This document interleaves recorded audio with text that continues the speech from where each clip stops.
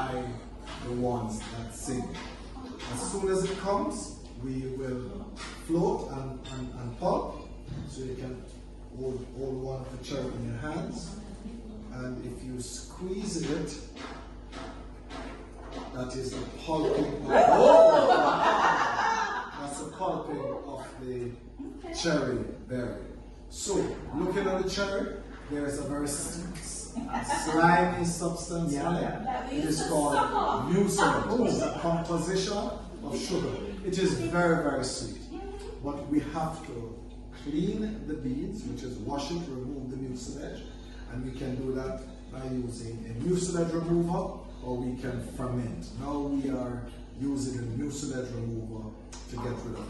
And then it will be called dried parchment. It will be called wet parchment, then we